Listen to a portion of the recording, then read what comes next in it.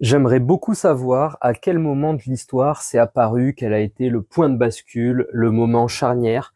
Mais on va dire que au tournant des années 2000 et surtout 2010, il y a eu cette mode du métadiscours, de l'easter egg, en gros de ces films, de ces séries qui font des clins d'œil aux spectateurs, qui lui disent en gros on est bien d'accord, c'est une histoire, hein, l'idée de casser le quatrième mur, de rajouter des voix off. Hein. C'est vrai qu'il y a eu la mode de la voix off à un moment qui commentait tout ce qu'on voyait à l'écran et qui permettait de faire des films finalement assez feignants, où il y avait juste voilà prendre comme ça un plan de 5 secondes d'un personnage qui fait, je sais pas moi, qui on va dire, allez tiens, qui se remplit les narines avec une voix off qui était là, on s'amusait bien à l'époque. Ça s'est généralisé et ça fait plaisir, j'ai l'impression, aux spectateurs. Hein. Il y a l'idée de se dire, eh oui, t'es malin, t'as compris, t'as repéré la petite ref, t'as repéré la petite blague. C'est personnellement la raison pour laquelle je supporte pas des films comme Deadpool.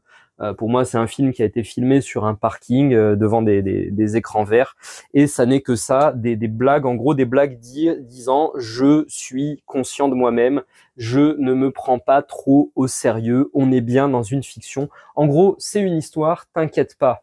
Bah, je veux m'inquiéter en fait quand je vais voir une histoire, enfin quand je vais voir une histoire inquiétante, je veux me réjouir quand je vais voir une histoire réjouissante, et etc. En fait, la dignité, on va dire, du conteur, du raconteur d'histoire, c'est la famosa suspension consentie d'incrédulité. On accepte au début de se dire ça va être une histoire et on est tellement pris par la puissance de ce récit, par la précision, par bien ce à quoi on est sensible, qu'on finit par oublier que c'est une histoire et qu'on peut être profondément atterré quand, je sais pas, un personnage qu'on aime meurt. Typiquement, voilà, j'étais pas un fan absolu, mais Game of Thrones, c'était réussi sur ça. On s'attachait à des personnages et quand ils se faisaient zigouiller, on était triste. Bien sûr, ça ne vaut pas une mort d'un personnage réel que t'as connu, que t'as aimé. Hein. Moi, voilà, ça me mettait dans un mood, on va dire un peu un peu triste, un peu mélancolique pour la soirée.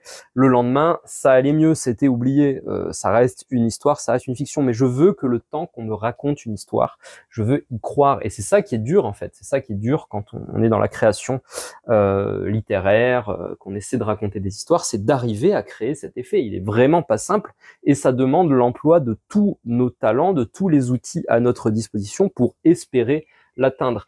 J'avais lu comme ça un court livre de comment faire un film du réalisateur Claude Chabrol, qui disait si on remarque pendant le premier visionnage du film que waouh, c'est beau, c'est bien filmé, le chef-op a bien fait son boulot, la lumière est sublime, le film est raté, l'histoire n'est pas assez prenante. On est censé se le dire après coup ou pendant le générique, pas pendant le film. Voilà. Imagine, je sais pas, par exemple, moi j'aime bien le MMA, imagine un combat de Pereira contre je sais pas qui de sa division qui serait en train de tabasser, et à un moment ils arrêtent de se battre, Pereira prend le micro, il dirait oh, on est bien d'accord, c'est un spectacle et c'est pour vous les fans qu'on est là pour se taper dessus et vous divertir, mais finalement tout ça est illusoire, on est des êtres humains avant tout, n'oubliez pas. Non, non, non, non, en fait, si parce que le fight a lieu à Las Vegas et que je suis à 5 heures du mat comme ça devant la VOD pour regarder le combat, je veux voir des clés de bras, je veux voir des coups de genoux, je veux voir des patates. C'est pour ça qu'on regarde le MMA, sinon on regarde autre chose, on lit une histoire pour qu'on nous raconte une histoire, sinon on fait autre chose. C'est d'ailleurs l'erreur apparemment gravissime, je suis pas allé jusqu'au bout du bouquin, mais on m'a spoilé la fin, que fait Stephen King dans pourtant un de ses plus grands romans qui s'appelle The Stand, Le Fléau, un roman post-apocalyptique dans lequel une grippe expérimentale de l'armée américaine se propage. Eh bien, King termine ce pavé colossal de plus de 1000 pages, je crois, en cassant le quatrième mur et en donnant un discours méta sur toute l'œuvre. Et ça, c'est extrêmement dommage. Et c'est, on va dire, un des stigmates aujourd'hui de la pop culture où finalement rien n'est sérieux, rien n'est vraiment important. C'est le monde de la dérision. Et je veux pas sonner comme ça, réac, gratuitement, un peu de frais. Enfin, gratuitement, c'est forcément un peu de frais. Mais on peut se poser la question de justement, la pop culture est-elle de la culture avec un grand C?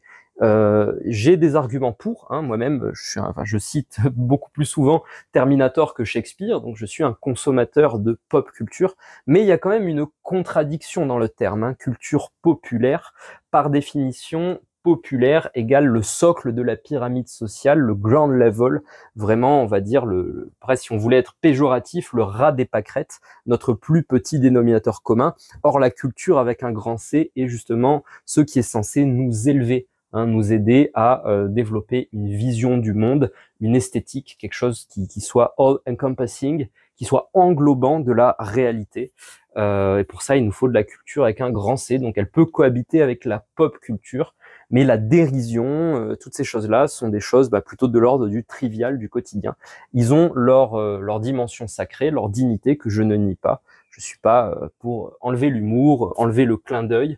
Je dis juste que le fan service, quelque part, tue les histoires parce que ça parle à un autre besoin simplement que de celui de raconter une histoire. Peut-être le besoin d'appartenance au groupe.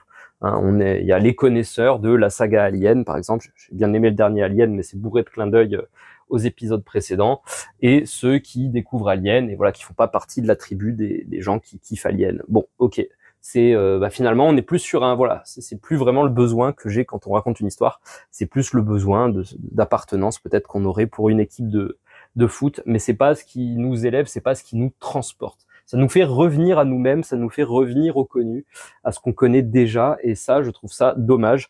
Combien de temps encore cette mode va perdurer? Je sais pas si elle a atteint son zénith, son apex. J'ai l'impression que ça se calme un peu quand même. Hein. Récemment, le grand public a quand même plébiscité des œuvres assez premier degré. Ou pas, cela dit, hein, une œuvre comme Barbie finalement ne passe son temps, le film Barbie, qu'à produire du discours sur lui-même et du discours sur ce discours et du discours sur ce discours du discours. Voilà, ça donne l'impression, encore une fois, d'être malin, d'être smart, d'avoir compris des choses, mais il en reste généralement pas grand-chose après visionnage, parce qu'on n'a pas eu justement notre inconscient, notre subconscient, notre être intime qui a été percuté par ce qu'on a vu. C'est juste, c'est une discussion de bistrot. J'aime les discussions de bistrot. Combien de fois n'ai-je pas refait le monde avec un ami en nous alcoolisant et en ayant l'impression d'avoir des idées géniales pour le lendemain matin finalement, en espérant s'être bien hydraté la veille au soir, ne pas en retenir grand-chose, juste le souvenir plaisant de on a eu une conversation animée. Mais quid de nos grandes idées, de nos grandes philosophies?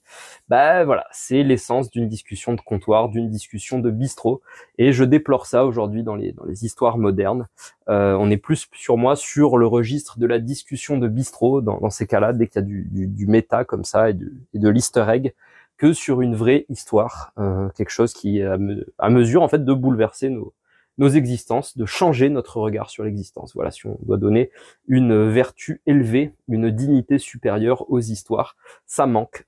Racontez-moi des histoires, racontez-nous, s'il vous plaît, des histoires premier degré. C'est plus dur, c'est plus exigeant. À la moindre erreur, le lecteur, le spectateur sort de l'histoire. Mais c'est c'est un accomplissement d'une plus haute nature. Et j'ose esquisser une hiérarchie en disant qu'il y a des choses que je préfère que d'autres. Voilà, je sais que ça aussi c'est pas forcément la mode, mais j'assume ce postulat.